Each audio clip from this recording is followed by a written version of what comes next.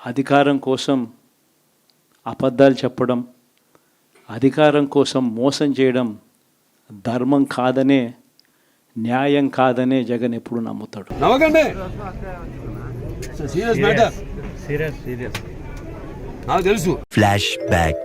2024 ఎన్నికలు జరిగే నాటికి మందనేది లేకుండా చేసిన తర్వాతనే ఓట్లు అడుగుతానని చెప్పి 25కి 25 ఎంపీ స్థానాలు మనమే తెచ్చుకుందాం.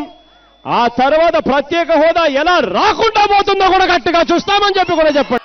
45 ఏళ్ళకి పెన్షన్ చేతుగా చేస్తాను అని చెప్పి చెప్తా ఉన్నాను. ప్రతి సంవత్సరం జనవరి 1వ తారీఖున ప్రభుత్వ ఉద్యోగాల భర్తీకి క్యాలెండర్ కూడా విడుదల చేస్తాను అని చెప్పి మీ అందరికీ కూడా హామీ ఇస్తాం. చాలా మంది కనిపించవచ్చు కూడా, మరీ జగన్ ముక్కుసూటి మనిషి, మరీ జగన్ రాజకీయాలలో మరీ నిజాయితీగా ఉంటాడు, ఇంత నిజాయితీగా ఉండడం కరెక్ట్ కాదేమో అని. సరే పడుకో, ఏముందిలే ఇంకా పడుకో.